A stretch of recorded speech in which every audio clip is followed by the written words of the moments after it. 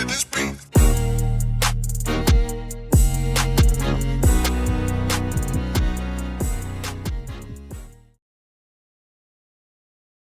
Welcome to another episode. Welcome to another episode of Gamecocks Talk with Captain Will. I am your man, Captain Will. Make sure you like, make sure you share, make sure that you subscribe to Gamecocks Talk with Captain Will so I continue to bring you the gospel of Gamecocks every single day. If you want to become a member of Gamecocks Talk with Captain Will, just go to my homepage of my YouTube channel. Check it out. Easy instructions. Click on the button and you will become a member. We are going to start back live shows, live call-in shows for members only. And the only way you can chat it up with Captain Will is to be a member. Follow me on Twitter at Gamecocks Talk. Follow me on Instagram at Gamecocks Talk with Captain Will. And wherever you get your podcast, you can find Captain Will. Spotify, iHeartRadio, Apple Podcasts, wherever you want to find me, you can find me. We got a good one today, folks. I said we got a good one today, y'all. We are talking about 4 things to watch tonight versus Duke women's basketball. It is going down tonight at 9 o'clock on ESPN. We have the second game of after the Notre Dame versus Texas game. It's going to be late. Make sure you get a nap.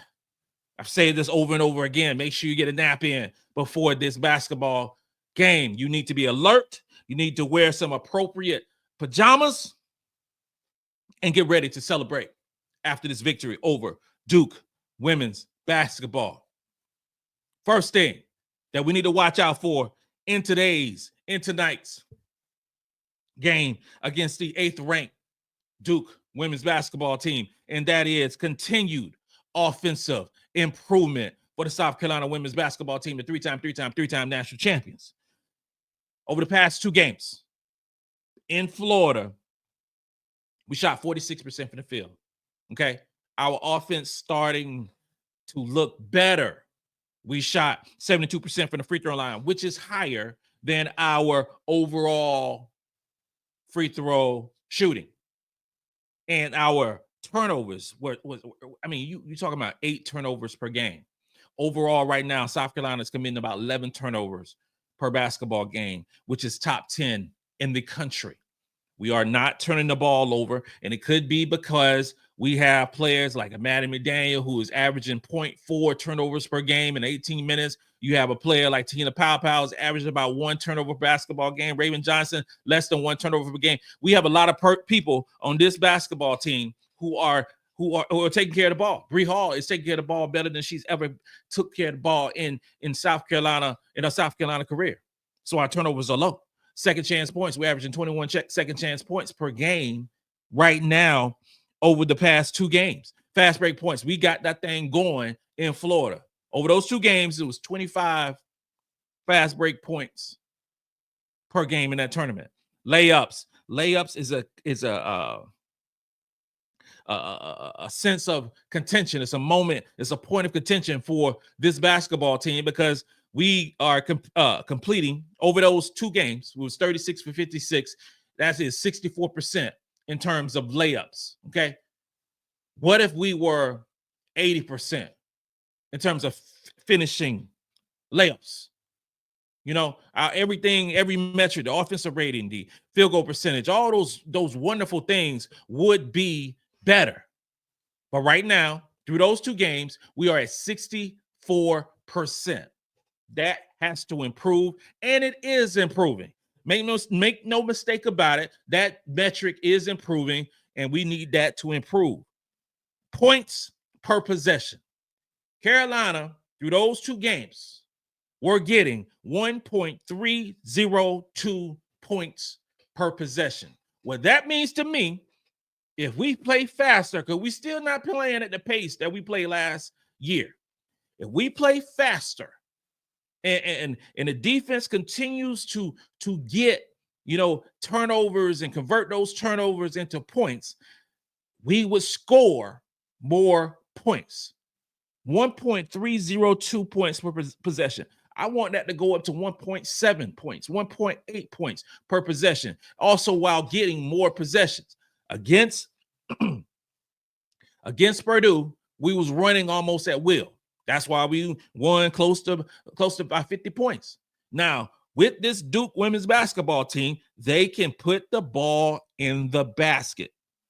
They can. And with they being able to put the ball into basket, and their two focal members of this basketball team are Ashlyn Jackson and Reagan Richardson. They are averaging 30 points between them. They are the heartbeat of this team. Ba-boop, ba-boop. 23 attempts per game for these two players. They're averaging 9 3-point attempts. And the attempts in the and field goals and attempts and threes don't worry me. It worries me when players like this, who take the bulk of their shots, actually hit those shots. Those two players are averaging 48% from the field. They are averaging 45% from three. They are doing things that has made Duke the number 8 team in the country. Kara Lawson probably has her best team that she's had at Duke. And they're playing like it. They are. Defending those players is the number one scouting report that's going down for this South Carolina women's basketball team. We have to defend Ashlyn Jackson and Reagan Richardson. There's an old scene in Avengers, and for the ones who've been rocking me for a long time know I love me some Marvel. I love Marvel. I've made my wife watch every single Marvel movie from the beginning. When we got together, she was not a Marvel fan. That has converted over. So now she's a Marvel fan. And there's old Avengers Part 1. Avengers Part 1. This old scene that Nick Fury, old Samuel Jackson himself, said, Cap, you're up. Okay? Cap, you up. You next one. So in Avengers moment for South Carolina women's basketball, instead of Nick Fury, it's Captain Will talking about it. Raven, you up. You up.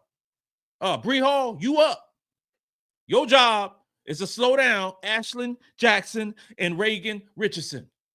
Do what you do best. Let's play some hard-nosed defense. Your time is tonight. I'm not concerned about points from Raven nor Bree. I'm not concerned about points. We got the players who can play offense. Not concerned. We got MiLaysia who can play offense. We got Tessa who can play offense. I want Raven Johnson to play the defense that she's known for. I want Bree Hall to play the defense that she's known for and slow down Ashlyn Jackson and Reagan Richardson. That is your job for tonight. Guard those two. When they come off the bus, if they stop by IHOP, if they stop by Rush's, if they stop by 7-Eleven to get those sweet tea and a little pig feed out the jar, it is your job to stop those players. Concession stands, third row, wherever they go, you make sure you follow them. If they do that, we will win this game. No questions asked. If Richardson and Jackson have a slow game, not a great game, it is because they were locked up. And instead of shooting 48% from the field, how about them shooting 31% from the field? Instead of shooting 45% from three, how about shooting 26% from three? That's what we need to do in this basketball game tonight. Raven, it is your time. It is your time to do what you do best. And I believe in you, and the family believes in you. How about another thing to watch? And the third thing that I'm watching is the growth of Maddy McDaniel. Ladies and gentlemen, I don't know what we got right here. I knew she was going to be good. I knew that she was the quote unquote the second best point guard in the class of 2024. But Maddy is playing some basketball, and Maddy, Mighty Mouse herself, And who ain't gave her an NIL deal just yet? Y'all need to get on the ball and talk about old Maddy McDaniel and get in with on the forefront. I'm just saying, Maddy is averaging 18 minutes per game now. Okay, she's getting 6 points per game. She's shooting 67% from the field. She's averaging 4 assists per game. She's averaging. Let me be clear right there. Let me be clear about this assist. She's averaging 3.8 assists per game. She's averaging, and listen to me good. Listen to me good now. She's averaging 0.4 turnovers per game. This is insane. Those numbers are ridiculous. 3.8 assists to 0.4 turnovers per game. And I got to put that in context. So that's over the last 5 games. Not the totality of the season, but the last 5 games, Maddy is averaging 18 minutes, 6 points, 67%, 2 rebounds, 3.8 assists per game, 0.4 turnovers per basketball game. If you do the math, and I hope my math is correct. Over the last 5 basketball games that Maddy McDaniel has played in, she is averaging 9.5 assists to 1 turnover. That is stupid. That is stink. That is nasty. That is every analogy. That is every synonym and whatever. It's a long time since I took high school math. It's a lot. And here's the thing, y'all. The girl is just scratching the surface. Maddy McDaniel is just starting, learning the game of basketball with Dawn Staley. Don't forget, Maddy hurt her knee in February of this year. Ladies and gentlemen, sometime in training camp, she wasn't even playing. She wasn't even practicing. She didn't play in the McDonald's All-American game. She didn't play in the Nike Summit game. She didn't play in the Jordan Classic. She ain't playing any of those things. She arrived for tryouts for Team USA, didn't make the squad, but she arrived and played. She knew she wasn't 100% just yet. This Maddy McDaniel is the point guard extraordinaire. This is, woo. I don't know what I'm saying, y'all. I'm blown away, and it takes a lot for Captain Will to be blown away. But I'm blown away by Maddy McDaniel. But I'm also the fourth thing that I'm looking at for this team tonight, and in particular this player tonight, is the growth of a Joyce Edwards. The way I feel about Maddy is the same way I feel about Joyce. Over the past 5 games, Joyce Edwards is averaging 18 minutes, much like Maddy is doing. She's averaging 10 points. She's averaging 50% from the field and 75% from the free throw line. She's averaging 6 rebounds, 1 assist, and 2 steals. And one of the best defenders in the conference. Joyce Edwards, the 6'3" country girl from Camden, South Carolina, is playing phenomenal basketball. These two players, and when Adhel Tac gets healthy, and I'm talking about healthy, and trusts her body and get back into the basketball shape and the basketball courage that we know that she has, those players are the cornerstones for this team for the next 3.5 years, 3 3/4 years. I'm so happy on the trajectory of this basketball team. And I'm so curious of what those 2 players in particular are going to do being back at home and starting to hit their comfortable, space.